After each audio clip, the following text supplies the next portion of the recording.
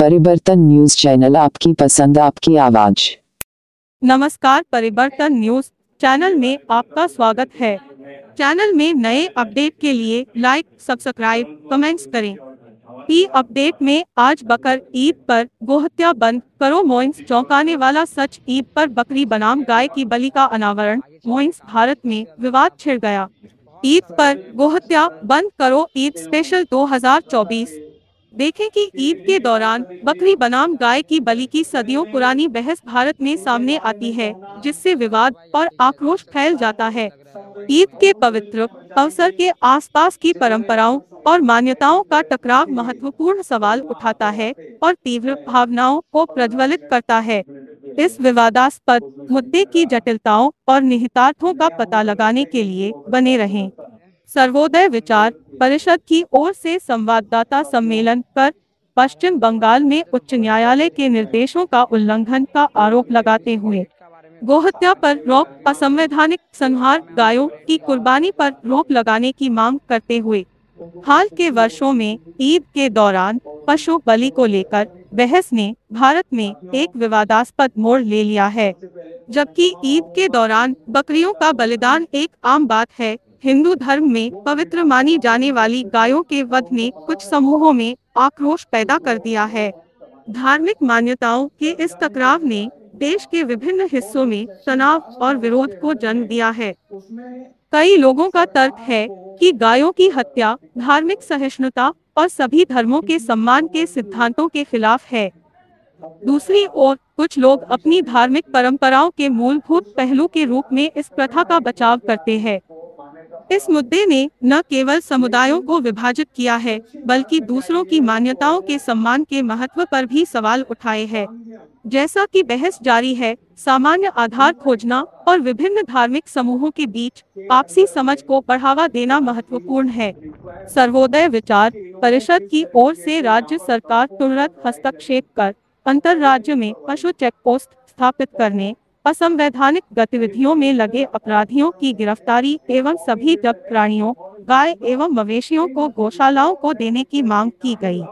आइए अपने विविध समाज में सभी जीवित प्राणियों के लिए शांति, सद्भाव और सम्मान के मूल्यों को बनाए रखने का प्रयास करते हैं। जैसे ही 2024 में ईद के करीब पहुंचते हैं, आइए इस पवित्र समय के दौरान गायों की सुरक्षा की वकालत करने के लिए एक साथ आने की वकालत की गई।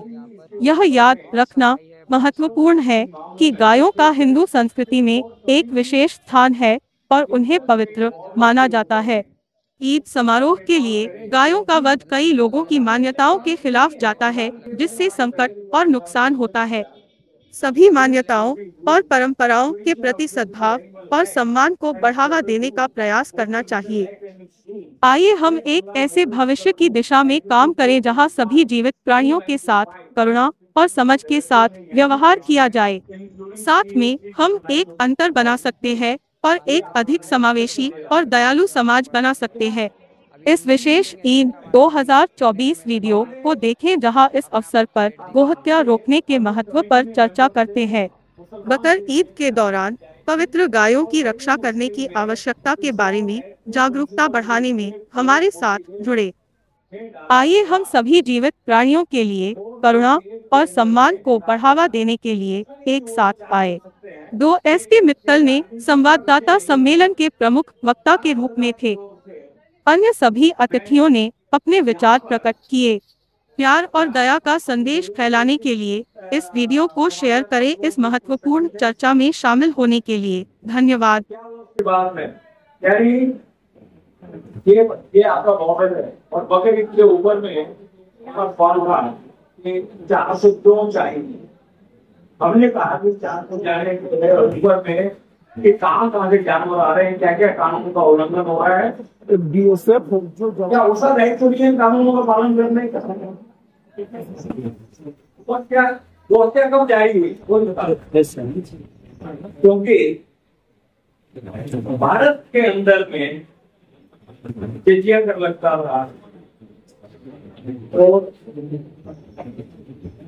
एक सनातन धर्म को चढ़ाने के लिए हो सकता है कि कुर्बानी होती हो, लेकिन हमारे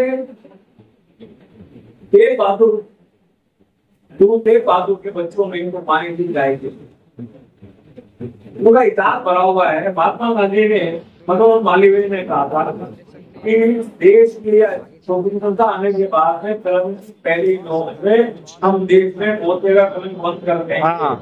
दूसरा स्टेटमेंट था महात्मा गांधी जी का कि देश की स्वतंत्रता से बड़ा कदम हमारे लिए वो रक्षा का है। आप पूछ रहे, मैं पूरा डिटेल दूंगा। ऐसा है कि सबसे बड़ा वो उद्योगीकरण किया हर चीज का और ये कृषि का। पहले एक घर में गाय और बैल होते थे, उसकी संपत्ति होते थे, और मुंशी प्रेमचंद ने गोदान लिखी। अगर आप लोग पढ़े हो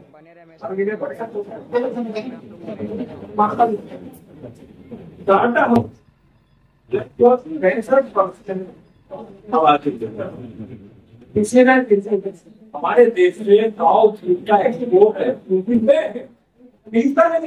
आज भी हमारा देश जो है लगभग 30,000 देश के बहुत बड़े गांधीजन को दिया था डॉक्टर आर के पालीवाल जी को, और हमने गांधी जीवन दर्शन और विचार पुस्तक रिलीज किए हैं। इस वर्ष का पुरस्कार, चूंकि ये सर्वोदय के हमारे साथी बैठे हुए हैं, इस वर्ष का जो पुरस्कार हम 24-25 का देने जा रहे हैं, सर्वोदयी नेता है, कार्यकर्ता है भाई रमेश भाई जी को, जो शाहजहांपुर में इनका आश्रम है, और इन्होंने कानपुर से तो, और हम शीघ्र ही बंगाल में भी कुछ अपनी संभावना तलाश रहे हैं कि यहाँ पे हमारा हिंदी का एक संस्करण यहाँ प्रारंभ हो, तो 15 अगस्त तक हमारा हो सकता है। आप लोगों की दुआ से ये काम पूरा। मैंने आपको कहा कि संविधान के अंदर में ये जवाबदारी राज्य सरकार की है। मैंने आपके हाथ में किताब दिया, पूरा पूरी पढ़ने लगे। तो केंद्र सरकार अगर नहीं करती तो भाई साहब 4,000 क्या हम सील कर पाते, बहुत उस पे बैरिकेड लगा पाते? अभी पहुंचे गए, कसर है, लेकिन 4,000 बताइए तो मेरे समझ में थोड़ी आएंगी कि 500 रुपए लेके ऑथराइज कर देते हैं। तो बंगाल हाई कोर्ट से ऐसे आरोप उम्मीद कर सकते थे जो मेरे हाथ में, लेकिन सरकार उसका पालन क्यों नहीं कर रही?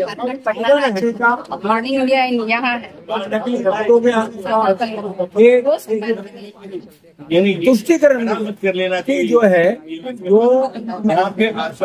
ये पत्रकार भाई मेरे को साथ दें। और कभी मेरे को कहा करते थे कि मित्तल जी गायों के लिए पहले कोई पत्रकार 1 महीने का रिकॉर्ड तो मांगे, तो 1 महीने के जैसा है कि इनके जो प्राणी हैं वो कहाँ से आए? वो इलीगल ट्रांसपोर्ट होकर के आए हैं। वो तो किसानों ने कर दिया, अगर वो सुनती तो पास की समस्या इतनी है। अभी बकरी 2 बातें 3 बातें मुख्य हैं, सही था ना? और बकरी, ठीक है ना? सबसे महत्वपूर्ण इस समय हमारे सामने बकरी आप डालिए।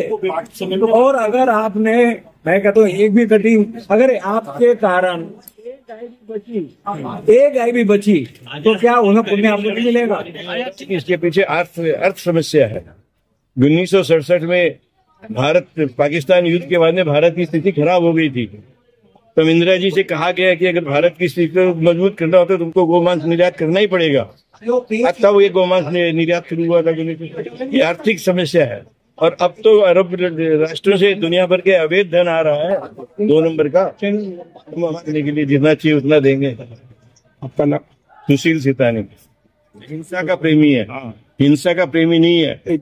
और बलि हमारे यहाँ कहीं अलाउ नहीं है। हमारे यहाँ बलि के अंदर नारियल फोड़ा जाता है। हमारे यहाँ बलि अलाउ नहीं है। जो भी कर रहे हैं वो अपनी जबरदस्ती अपनी चला रहे हैं कि बलि मंजूर है।